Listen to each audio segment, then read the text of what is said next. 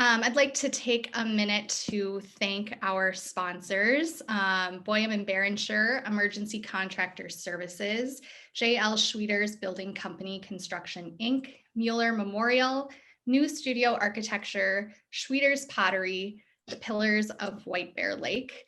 And we encourage everyone to visit White Bear Center for the Arts website for a list of business sponsors.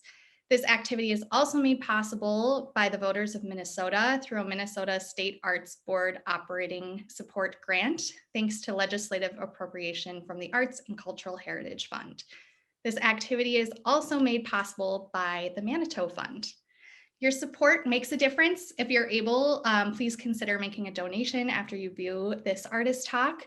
You can do so at www.whitebeararts.org/donate. Thanks again for tuning in, and I will turn things over to Za'Nia. Perfect. Thank you, Gina. So I am Za'Nia. My pronouns are she, her, hers. Yeah, I took notes. So if you see me looking other places, it's on a notebook, just so my brain stays focused. Yeah, so I am originally from Minneapolis. I was born and raised on the north side, kind of by people who know City View, right off of 94. And then I was partially raised in Georgia for a few years of my childhood. I like to think I have Southern experience. I don't have a Southern accent at all, but my formative years were in Georgia. Yeah, so I think this is one of my first artist talks solo, minus my co-founder of Tangible, Ricky. I started off, I would say early on, I knew I wasn't going to have like a 9-to-5 of any kind. I think everybody around me knew that. I was like anti 9-to-5 at the age of 11. I was like, I don't know about this, but I want to wake up when I want to. And I originally went to school for fashion and sewing. And that's actually where I met Gina at St. Kate's. And that was my intention for a long time with sewing, and I was pretty focused on it. But I went to school, and luckily simultaneously I had an oral history job with the Hilton Sisters Project, where we documented the stories of women religious. And that was an intro kind of for me to the oral history kind of work. But I think culturally it felt comfortable because oral traditions are very big in the Black community, and how people storytell and how they pass down narratives and how they pass down things. So surprisingly, I really gravitated towards it. And then halfway through, I actually wound up switching.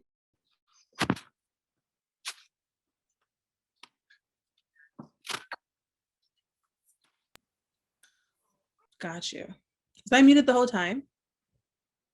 Okay, gotcha. I was like, was I muted? And then I wound up switching my major to film from fashion design, because my heart wasn't really in fashion design anymore. And I actually wound up documenting the fashion showcase for my school as the videographer instead of making a piece. So it was kind of like the transition for me. But when I went to Augsburg, I wound up doing a program through there. And luckily, I think the private schools in St. Paul are very well connected. So it kind of makes it easy to transition through majors if you are at a school that doesn't have what you want. So I will say I was supported in that way. That's, I think, something unique to Minneapolis and the Twin Cities. So that was really nice. But I transferred and I did a film program. And the one benefit I say that, like, going to school as an artist versus just winging it and like going out into the world, is you get constructive time to dedicate to that. Because even now as a post-college student, like, you have to carve out time in between working and paying bills to like complete things creatively. And that can be kind of tricky. But I went to school for film, and I even knew then that film wasn't my only mode of like expressing myself. And it kind of it felt limiting at times, because I think being a film major, you're around people who want to be like the next Spielberg or the next, like, and they're like, this is what I want to do when I want to be in Hollywood. That's actually never been a thing of mine. I'm not really interested in that per se. And I got to do 2 study abroad trips while I was in school that really crafted kind of how I was looking at what film could do for me and like how I could use film as a tool. And so even now I consider myself an artist who can use film. I have a lot of training in film, but I wouldn't consider myself a filmmaker to like any extent because I think through an idea or a message or something I'm thinking about or something that's like inspiring me, and I go through which of my tools can best tell this story. Oftentimes it's film, but I don't have like a bias towards it. Um, yeah. And then I think coming out of college, I was really intentional about looking for examples of the life I was trying to live. Because I think people say you can be an artist and you can be anything you want to be, but it's like, how do you actually pay your rent? And what does that mean? And luckily enough for me, I'm surrounded in the Twin Cities by lots of artists, and my aunt is a local musician and actress, Thomasina Petrus. And so I was really able to lean on people and speak to people and reach out to people who kind of had been through what I had been through and who had been on a journey way longer than I had. And so I actually began a small oral history project interviewing artists that I knew were more experienced and kind of veterans to this. And I was just like picking their brain for my own sanity. I was like, so how do you do it? What did you do? Did you ever like think you were gonna go corporate? Did you ever want to like just jump ship and do it as a hobby? Like all the things that you think about. And I think through it, I was talking to one artist and I really remember we were talking about the metaphor of like planting seeds. And so it's like sometimes there are people whose job it is to like plant a seed, watch it grow, harvest it, do all the things.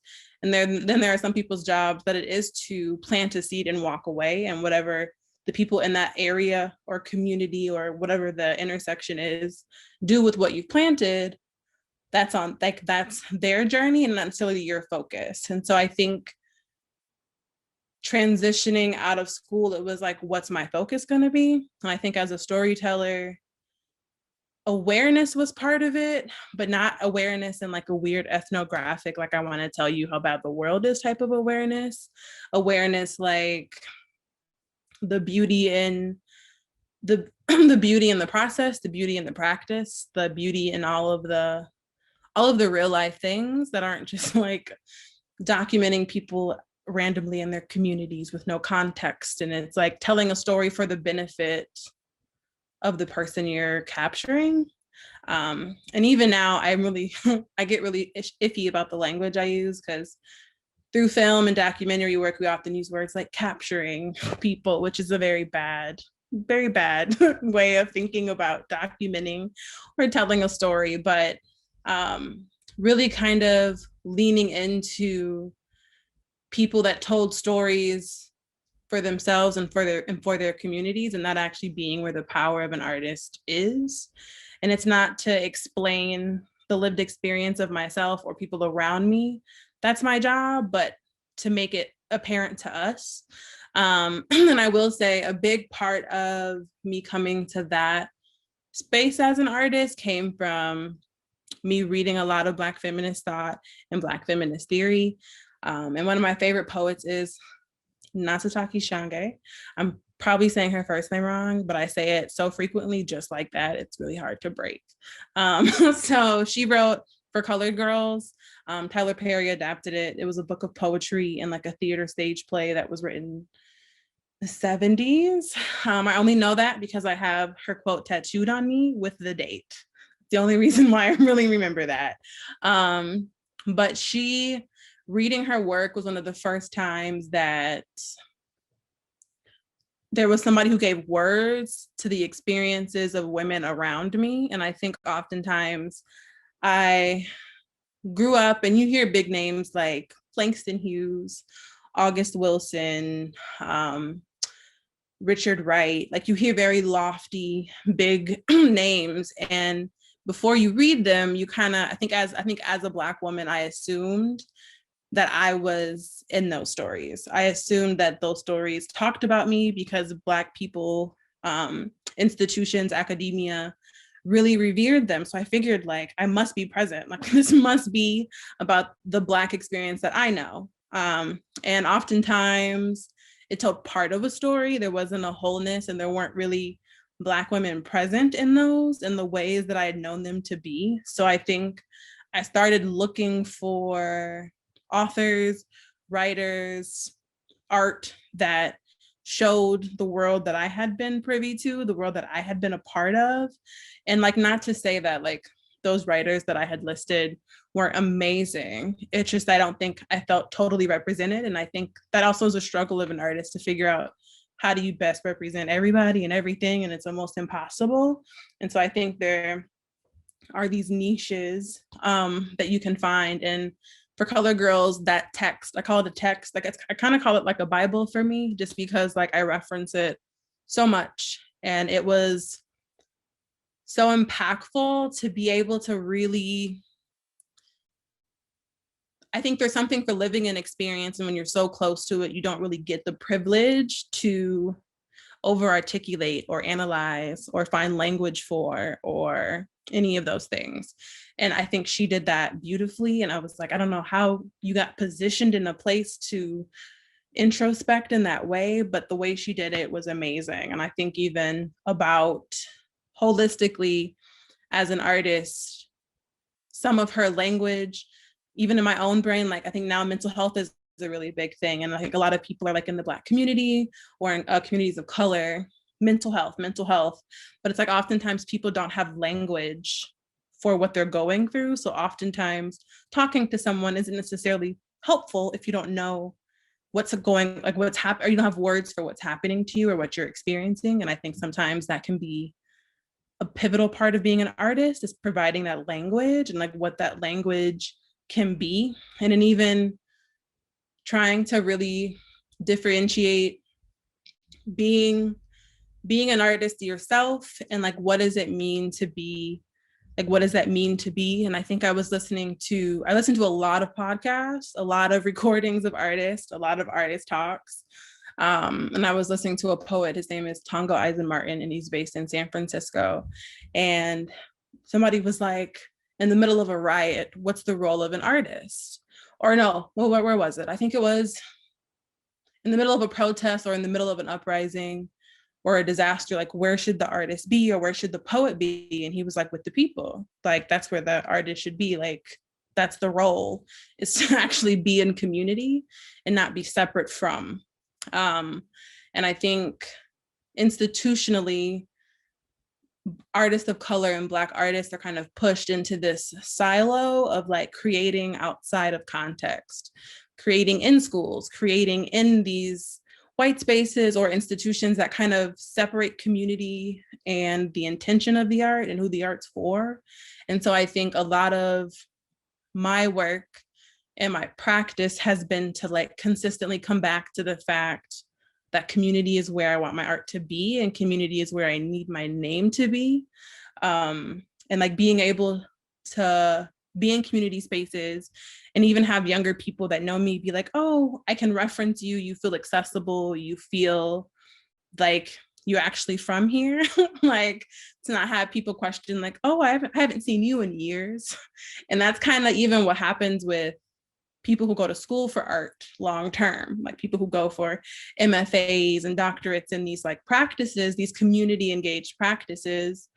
You kind of get sucked away, and like that's the structure of the institution and the coursework and the demand of all the things. You're not really accessible even for yourself to really, I always hear about mental health for graduate students and things like this isolated, non-organic way of creating and developing. And I think, luckily for me, around my junior year of college, my junior year of college, me and my best friend started Tangible Collective, or it started off as Tangible Thoughts. And Tangible Thoughts was myself and my best friend throwing these open mics. And that was the extent of it. It was just like, how do we, and we had dreamed about it for years. Because up until then, I frequented open mics and like poetry slams. I could never get up and recite anything, but I loved the environment, how it brought people together, and like people were just like, it was a safe space to be. Blackness seemed to be focused on and like held properly. Like, it didn't feel like people were being exploited. It felt very like organic and like symbiotic and all the things. And I remember my ones I used to go to were True Art Speaks events by Tish Jones, and I used to go to Black Table Arts events at the Illusion Theater with Kino Eval, and those were kind of two of my biggest inspirations when starting Tangible. And me and Ricky went like two years, just her and I. I was living in Amil at the time on Main Street, and we had the space and we kept throwing open mics regularly. It was just a regular thing that we committed to, and I think at the beginning, not many people came. Like, it was probably 25. And like, for young artists who were like, we're going to do this thing and it's going to be great. It's going to be big. People are going to love it. And it was like 25 people. And it was like, okay. But then it really became a thing of like, how do you stay consistent when it's not necessarily like glamorous per se, but you know it's what you're supposed to be doing. And so that actually became a practice of ours, because I don't think people account all the time for all the things that go into holding space, being an artist, and showing up. Showing up isn't always fun. Showing up isn't always like applauded or like really anything. It's just like, oh, there's these girls doing this thing, and it's always there. And so we built an audience for like 2 years. Yeah, no funding. We did all of it ourselves. And we even tried like on and off to like feed people from like my college budget and her college budget. It was, we were overachievers. Even at times our parents pitched in because they felt bad for us. We were just like shelling out cash for this hobby. We were like, we just wanna give and keep giving and all the things. And then I don't know when the transition hit, but then I remember looking up and we had packed out our space that we were in. So we went from like, it was an even progression, though, like it wasn't overnight. But it started begin like regularly 50 people, regularly 75 people, regularly 125 people. And then it was like regularly like 150. And then it was like regularly close to 200. And it was like, okay. And my mom was like, this is real cute. Do y'all have somebody like watching the door? And I was like, no, it's fine. We're doing great. So it just became like this thing that was taking on legs of its own. And community really gravitated towards it. And I think part of it was consistency, because even as a young kid, the spaces that I can identify as community spaces were ones that were always there. And it didn't necessarily have to be a building of any kind, but like the people were there and you knew the people and you felt safe because they were consistent and you knew their intentions were consistent. And I often say like, yes, art can be healing and all the things, but it's like Black folks have had not so many years of rebuilding and community building. And so it takes time. And so you just need structures that can stand and functions that can stand and weather whatever comes. But yeah, Tangible grew and grew and grew. And then we had some collaborations. We got a residency at New Rules over off of Lowry, and that was amazing. And we went over there and it was like, we were packing out that space. And I think also one thing about Tangible that was always really important and people gravitated towards was we had vendors market. So we had the performing artists, we had people who sell things and made things in the community selling at our spots. And so it really became this environment of like, oh, we're generating or curating what artistry can look like and like a very organic ecosystem can be. And I think, yeah, it really was organic. People always ask us like, how did it happen? Like, how do you have these numbers? And it's just like, we were consistent and genuine and intentional about making Black space. And I think we were interviewed one time by a newspaper and they were like, is it exclusive? Like, is it only Black people? Can it only be Black people? And it was just like, for us, we're clear that we center Blackness in all of its fashions and anybody can partake and be present. But our focus and intention is still Blackness. And I think people that feel comfortable with that come, and people that have questions don't.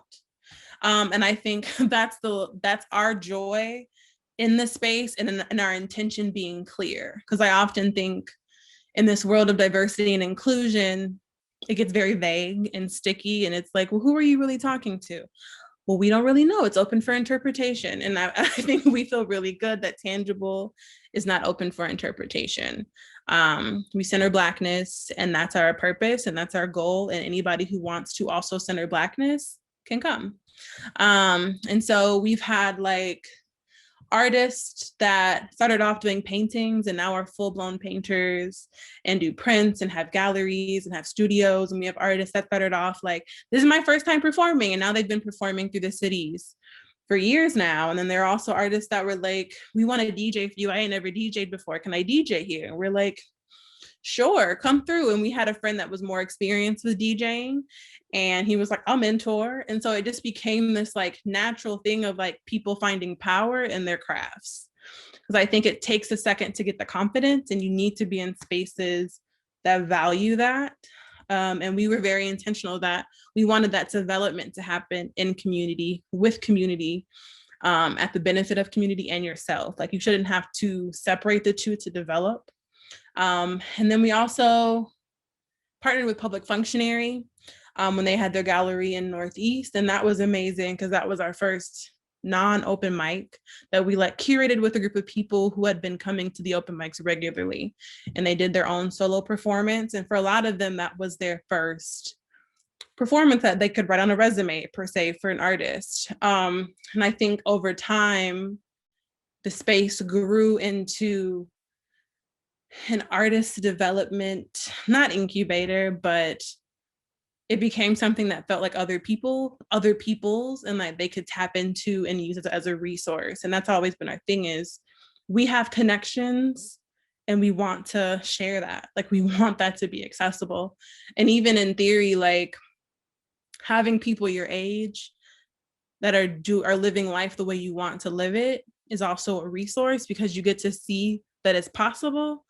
And I think in this world, people are so quick to say that this is the way you need to be doing something. This is the only way that you can be successful and have your life together and all the things. But it's like, if you're unhappy, is that really the way to go? And so, yeah, Tangible just like grew and grew and grew. And it's like still growing, and it's kind of transitioning into a more intentional artist incubation type of thing, where we really help artists go from the ideation phase into like, how do I make this what I do? How do I make this more integrated into my life? Like, how does this really fit and go? And it's so funny because people look to Ricky and I as the ones that like know things. And I think I'm just really into asking questions. Like, I'm really into reading and like finding out what that is. And I think even artistry, I really leaned in recently to the language of it being a practice. And it is something that you constantly have to come back to and refine. And you have to constantly figure out, how do you stay grounded in what you're doing? And then when you do feel lost, what's your practice for coming back? Because I think there often isn't enough emphasis put on the process over the product. And you really don't get a product if your process is jacked, because you're just like, what do I do when I feel uninspired? What do I do when I feel confused? What do I do when I'm like strapped for money and all I can think about is maybe I should apply for a job? Like, what are your things that bring you back to why you're doing what you're doing? And I think for me, I've actually recently found it during quarantine, because I think like for most artists and most people, and especially artists, like it was rough, because you're like, all the inspiration that I had that came from living and like being out in the world and seeing other things but my four walls is gone. Well, how do you find it? And I think for me, I really found reading, like reading. I've been in books so much lately. I think one person I started off with was Adrienne Marie Brown and Pleasure Activism, and her Emergent Strategy series, which was amazing. And then I went into Alexis Pauline Gumbs, a lot of Black feminist theory. I read Heavy by Kiese Layman, and that was really amazing. And then even I read recently The Yellow House by Sarah Broom, and it was to even hear like stories that you know already, but to have them retold with an emphasis on the other side of it is amazing. Because I think Sarah Broom's book kind of talked about New Orleans, and I think when you think about New Orleans, you think of like French Quarters, Hurricane Katrina. Like those are like the things that you think about. And her book and her words like really showed how hearing the other side of the story is important and gives a certain type of context. And then I think, what's my other one that I've really been into? Oh, Saidiya Hartman. She had this book called Wayward Lives and The Scenes of Subjection. Her work can be really hard to read, kind of like a Toni Morrison. We have to like reread a couple times. But I will say, as a person who wants to lean into archiving as a craft, her words and emphasis, like she had this thing where she was talking about, I think it was after the Great Migration in the 20s, 30s. My time frame is off. I'm not a historian. But the Great Migration of Black folks from down south, when white archivists and white historians were capturing this new way of living in the cities, they were fascinated by clothes on clotheslines. So I think in history, like from an archival standpoint, you see all these photos of whether it's Jewish ghettos or Irish ghettos or Black ghettos, you saw all these clothes hanging in the streets as like the marker of this transition. And it was like, I didn't tell you anything about the people in the apartments, about the people in those places, about the lives of those people. But that's what was focused on because that's who was capturing it. And like the fascination was that your clothes were outside of your house. Like that was so rare. But it was like that wasn't an identifier of any kind. So it's like who's telling the stories, and like what does that look like, and like how, depending on who's telling them, so many things can be left out if it's not a well-rounded approach. And so I think for me as an artist, I've really been enjoying tackling topics from all different points. And I'm really into like Black women right now, and like the Black women in my family historically, and those type of time frames in like the 60s and the 70s, and what it meant to show up and be present and be like a matriarch of a household, and all of the things that went into it, all the way from your self-care practices to what you wore, to what you watched, to what you cooked, like all that being an artistic practice.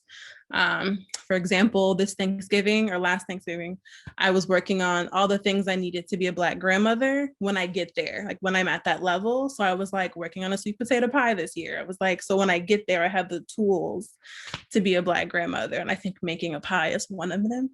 And same thing when it goes for sewing. I feel like sewing and that type of textile work is critical and important to like what people used to do with their hands and kind of like the memory that holds.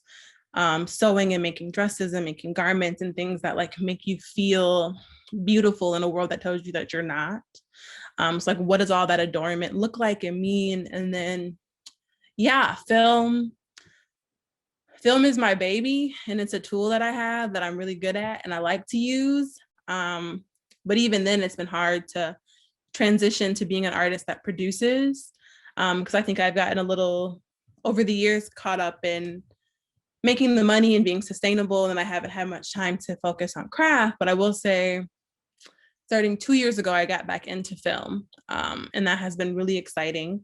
And I also have a couple samples just to show of pieces that I've recently worked on, that were one is two are works in progress, and one was a piece I completed as a director of photography at the Guthrie for Dining with the Ancestors. So I have those samples. I think I can share my screen. I should be able to. I can. Okay, cool. Here we go. And Gina, let me know about sound. Okay, cool. It should be fine, but I'll let you know if there's an issue on this end. Okay, cool.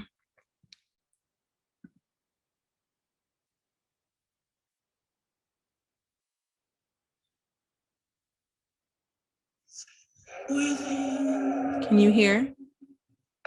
You are up in me. We are your skin.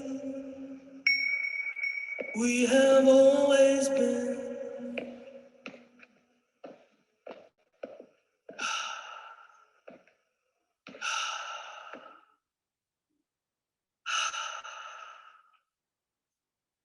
Well, now, it sure is interesting. Not sure I've ever been this far in the future before. There's only a few differences, much of it the same. I reckon we do our job right, be honest, have a little courage. We all gonna heal something that need healing. That sounds very wise. Miss Harriet, right? That's right. I reckon you must be. I have heard of you from one of my last assignments, St. Pauli Murray. Why, thank you. Fannie Lou Hamer. It is a real honor and a pleasure. Your reputation precedes you. I'm so glad we could be here on behalf of our peoples for this assignment. Assignment doesn't exactly cover what it is. I like it. We on a spiritual task, like when you write a poem. You've read my work. No, not yet, but maybe before our work is done, you'll do a recitation. That'd be right nice. One of these days, our work is going to be through and done with. Amen to that. I love my work, but I am sick And tired of being sick and tired.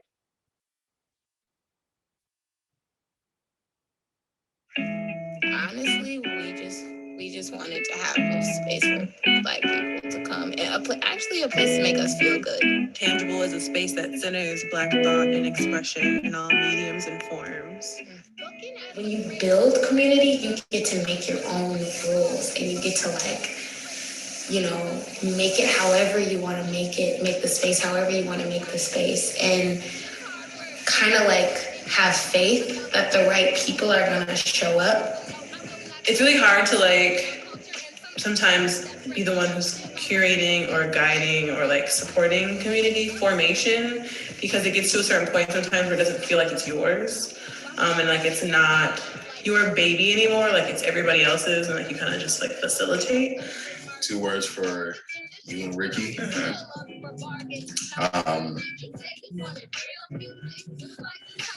Powerful and inspiring. Yeah, powerful and inspiring for sure. And I think you two are the perfect example of, so many artists. Artists themselves are powerful, and people are powerful. But when you combine forces, and you combine strengths, and you help cover each other's weaknesses, it multiplies exponentially. It's not even proportionate. My name is Ricky Monique. I am a co-founder of Tangible Collective. My name is Za'Nia, and I'm a co-founder of Tangible Collective. Okay, so we hold in Black space, y'all. Cool. So those are the. When you're dancing or doing your art and you're lost. Okay, there we go. I'll hold that sample.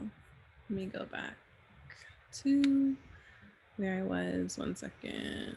Okay, there we go. How do I minimize? That works. So yeah. I'll also post that along with the recording. Sometimes recording the YouTube or videos, it gets a little spotty. So I'll include a link to the video that you sent to so people can watch it. Got you. Okay. Yeah, so those were some of my samples and things I've been able to work on and delve into. I'm hoping that the In Progress one that I started as a New Angle Fellow in 2019 at SPNN was an opportunity of a lifetime, because I needed the structure to actually start creating. Starting to create is actually the hardest part, I think, that I found. Is after all the theory and all the practice development, actually getting to it and feeling confident enough to go and experiment and even fail and rethink your idea. Because that documentary concept, it took me a while to come to, and I was oh my God, it's not working. I'm not doing it right. And I think often there's been this question of am I doing it right? And I think I'm coming to the conclusion that there is no right or wrong, but it's important to say something and have your voice be known for saying something specific. Yeah, I think for a while I was very scared of I I don't want to speak out of turn or sound uninformed or ill-informed or not knowledgeable on certain things, but I think since I have a voice and I have tools, I need to use them to say something. And just acknowledging that they're in progress, and I'm like in my research phase of figuring out what I want to say. And I think as an artist, you're always kind of there and feeling comfortable with that. So like, yeah, I'm emerging, and I think I'll feel comfortable if I'm always in a state of emergence. I think it adds an element to work and the things that I'll create and finish. So yeah. Yes. Yeah, so that's all I have. Well, I've got a couple questions, Za'Nia, that maybe we could take some time to go through. And you touched on a lot of this. I wrote these in advance before your talk, but I still think there's some relevant points that you could make. You talk a lot about like balancing professional opportunities and community. And I know you've touched on this, but have you found a balance for those things? You know, building those community spaces that you've been so successful, but also nurturing your own artistic practices? I would say I don't think I found a balance, but I think there's a way with enough like forethought to include both. And I think that's probably one of the things that most artists, from what I hear, are always juggling, is how do you do both? And maybe, and like I think that's kind of the difference between community facilitators who happen to be artists and strictly artists. So I think there's never a time when I'm solely thinking about myself and my expression. So I think that is, as a person who likes to hold space and likes to occupy that, is like, how, like, really, what does that mean? Yeah, because I had looked up 2 years into Tangible and I was like, you haven't done anything personally. People were like, you're so cool, what do you do? And I was like, in theory, I'm an artist that makes things. Like they will come. They will come. So yeah. What has been kind of like one of the biggest highlights from Tangible over the years? I mean, you started with just 15 to 20 people coming to 200 artists coming together. What's something that has really stood out to you? I think one of the biggest things that felt really, really good was we had our first solo collaboration with Mia for one of their Third Thursday events.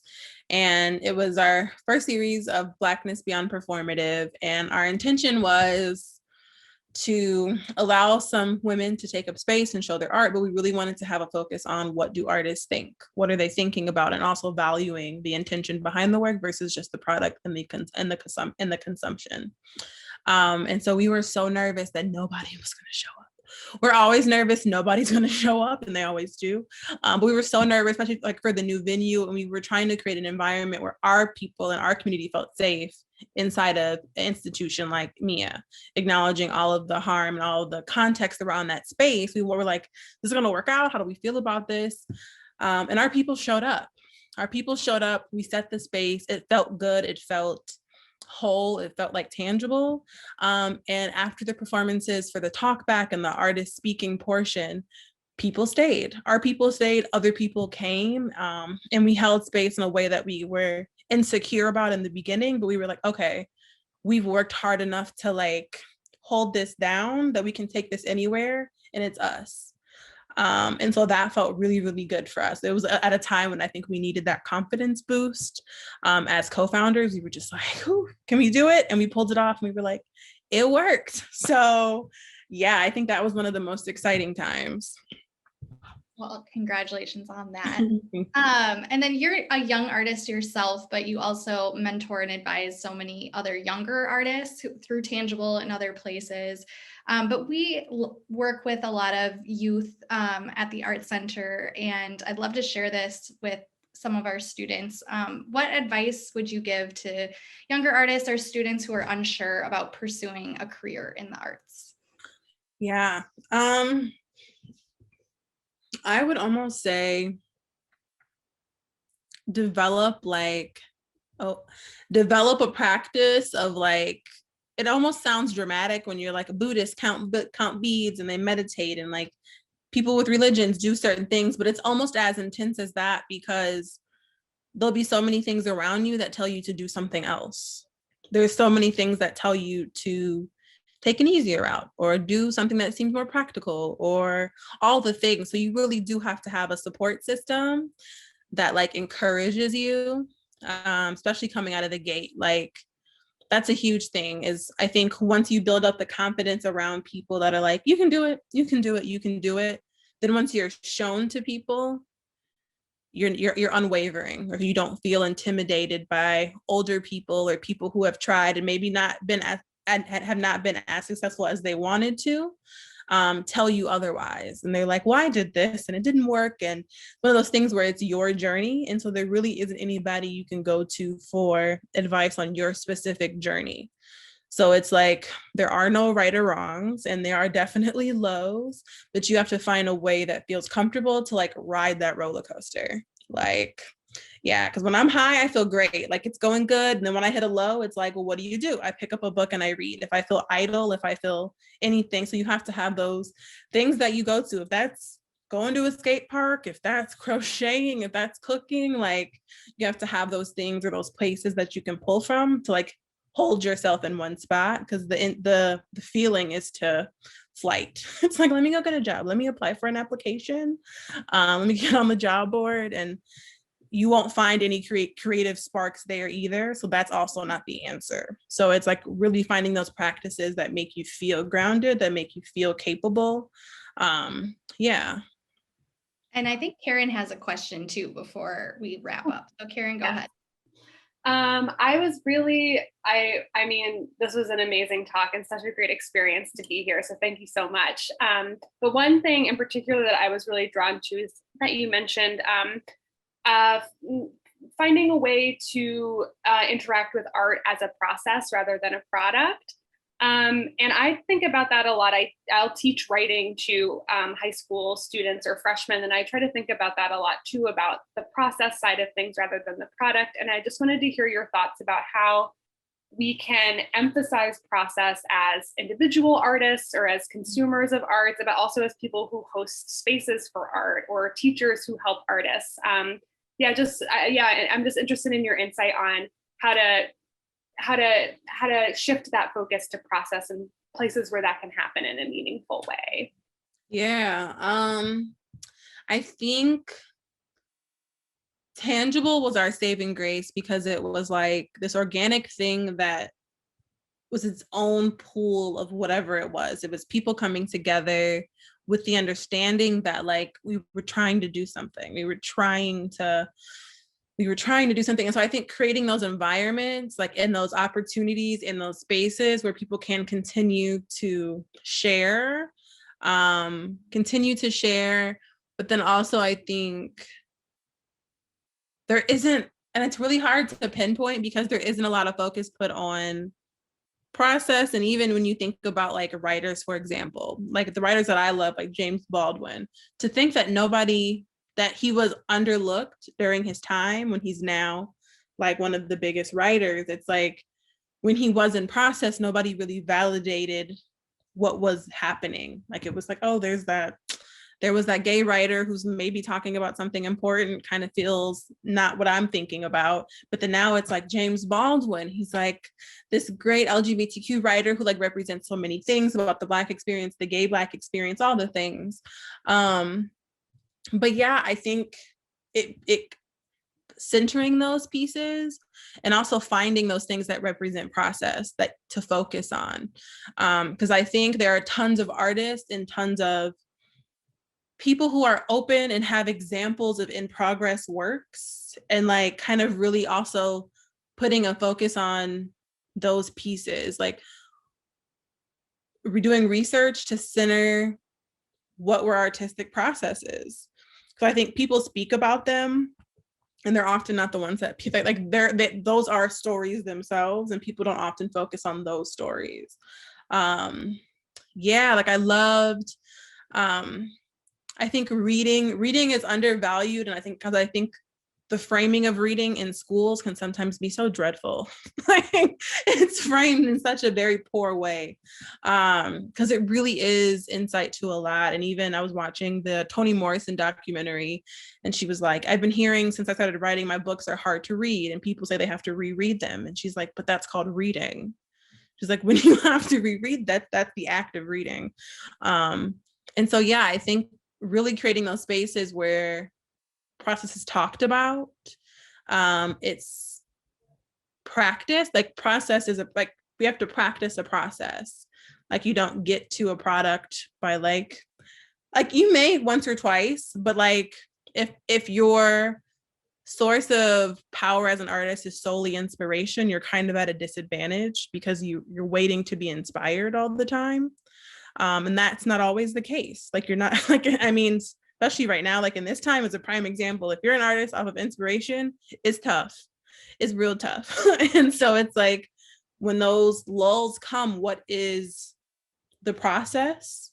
And have you practiced it enough that when lulls do come, it works? And so it's one of those things where it's just like changing the focus from an artist solely being this thing that creates beautiful things and pretty things and like does this stuff, versus like, this is an actual way of expressing how people have lived and what people are going through and how the world can look. And so it's like, if that's a real responsibility of an artist, then the preparation for that is serious.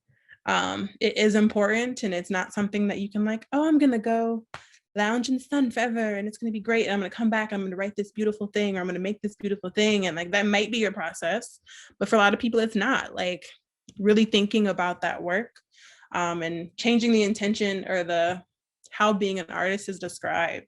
It does sound very flitty at times, like, oh, I paint.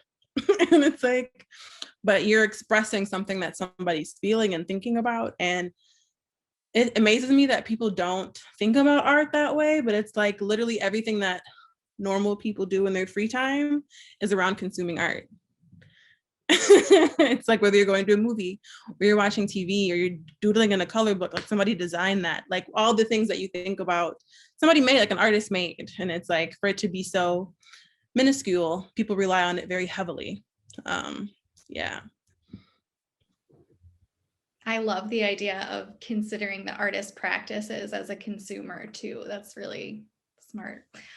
Well, that's all I have. We're just about on time here, but thank you so much, Za'Nia, for joining us. I'm so excited to see all the projects that you work on in the future too. So stay in touch. Yes, definitely. All right. Thanks, everyone. Have a good night. Thank you. Bye. Bye.